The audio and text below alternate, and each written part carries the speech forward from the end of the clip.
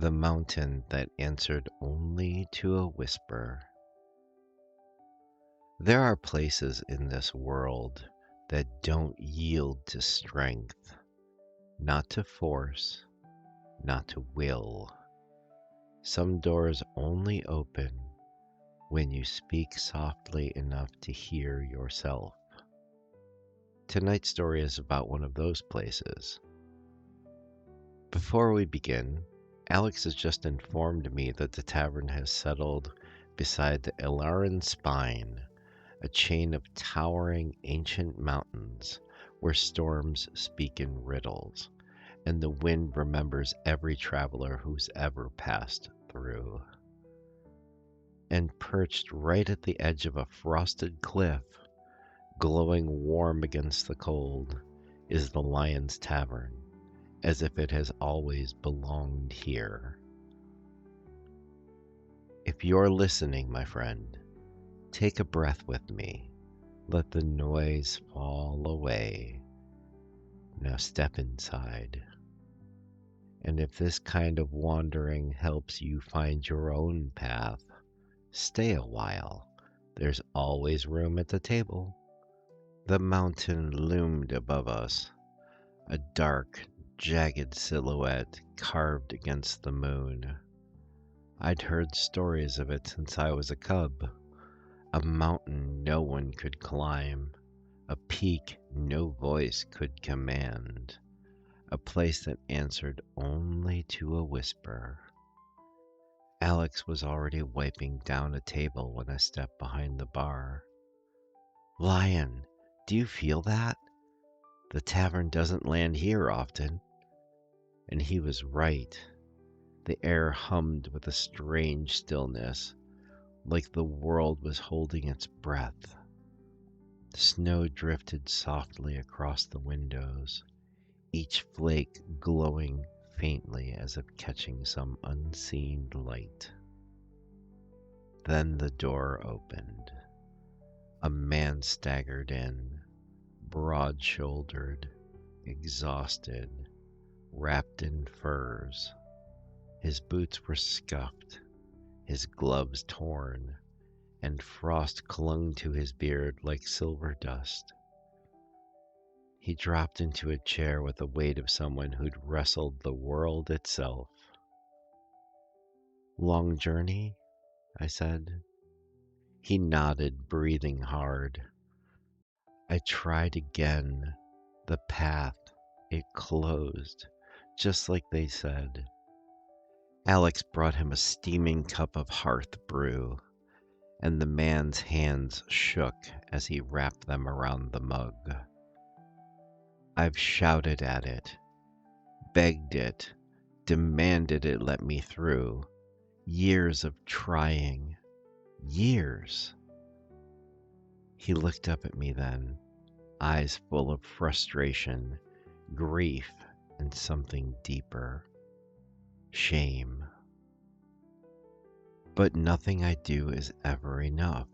The wind howled outside, but softly, almost thoughtfully, as if listening. And the mountain seemed to listen too. That's when I knew why the tavern had come. We sat with him long into the night. He wasn't a loud man by nature. Life had made him loud. Broken roads, hard winters, a family that valued only strength, a world that rewarded noise over nuance. He learned early to shout in order to survive. But the mountain was ancient, older than human pride, older than the idea of proving anything to anyone. Tell me, I said, why do you need to reach the summit? The man clenched his jaw. My father reached it. My brothers almost did. And me? I can't even get past the first gate. Everyone says the mountain rejects cowards, weak men, men who aren't enough. His voice cracked. Alex shifted, uncomfortable, not with the man, but with the pain he was wearing like armor cracked too many times. Alex said, "Maybe it's not rejecting you. Maybe it's protecting something." The man scoffed. "It doesn't want me there, that's all." But the mountain outside rumbled, a low, resonant growl that felt more like a warning than a dismissal. I leaned in. What if the mountain doesn't answer to shouting? What if it answers to the thing you've avoided your whole life? The man frowned. "What's that?" "Honesty. The quiet kind," I told him. "The kind spoken only when no one's listening." He stared into his drink, eyes softening. "I'm afraid," he admitted. The wind outside softened instantly, almost approving. "I'm afraid that if I fail again, it will prove everyone right." The tavern dimmed its lamps, as if encouraging him to speak without fear. "And there it is," I said, "the truth the mountain has been waiting for." He looked at me bewildered. "You think it can hear my fears?" "I think it can hear your heart," I said, "and I think it knows when you're lying to it." Snow fell heavier, but quieter, as if the entire world were leaning closer. The mountain didn't want his strength, it wanted his sincerity. The next morning, the world glowed silver with dawn. The tavern perched on the cliff edge, like a warm ember in the cold. Below it, the mountain stretched upward into swirling clouds.